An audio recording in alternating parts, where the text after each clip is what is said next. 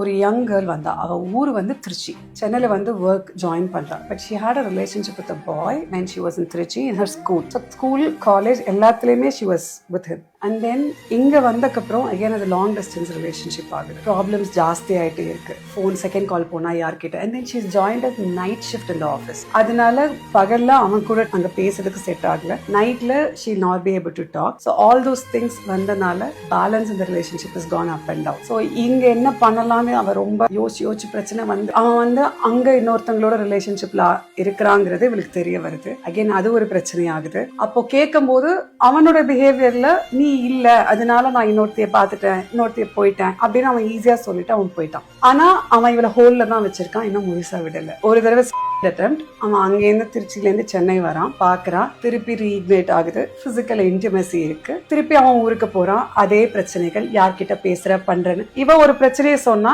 he keeps coming back to the point that நீ எனக்கு கூட டைம் ஸ்பெண்ட் பண்ணல அப்படின்ட்டு. So she is coming to a decision, I'm not going to go on with him anymore. அது அப்படியே போயிட்டு இருக்கும்போது திருப்பி பிரச்சனை வருது. again second attempt and that's when she is coming to me. அப்ப வரும்போது நான் கேட்கிறேன், இதுதான் தப்புன்னு தெரியுது, இதையே நீ திருப்பி சூஸ் பண்ற, வேணால நம்ம அடுத்தது என்ன பண்ணலாம்னு பார்க்கலாமா அப்படின்னு கேட்கும்போது the first step that I always do is where is this trauma coming from? எந்த பாயிண்ட் ஆஃப் லைஃப்ல இந்த பேட்டர்ன் பில்ட் ஆக ஆரம்பிச்சது நம்ம நோட் பண்றோம். It starts from her father, from her childhood. அம்மா அப்பா ஆல்வேஸ் சண்டை. ஒரு தங்க இவ அப்பவே சின்ன வயசுல, ரெண்டு பேருக்கும் ஒரு வயசு தான் வித்தியாசம். She is becoming a mother to her sister at a very young age. ஏன்னா அம்மா அப்பா எப்ப பார்த்தாலும் சண்டை. அம்மா கோச்சிட்டு போயிடுறாங்க. அப்பா வந்து அந்த டைம் பீங் வேற யாருக்குள்ளேயாவது அஃபேர்ல இருக்காரு. திருப்பி அம்மா வீட்டுல வராங்க. அண்ட் தென் அப்பா is coming back into life. இவ தான் கன்சிஸ்டன்டா அந்த தங்கச்சிக்கு ஒரு அம்மாவாவே இருக்கிறா. அண்ட் தென் அந்த ஸ்கூல்ல வந்து ஒருத்தன் நல்லா பேசுறான். So she falls for him. And then அவ இங்க வந்தக்கப்புறமும் ஆபீஸ்ல வந்தக்கப்புறமும் என்ன ஆகுதுன்னா she is always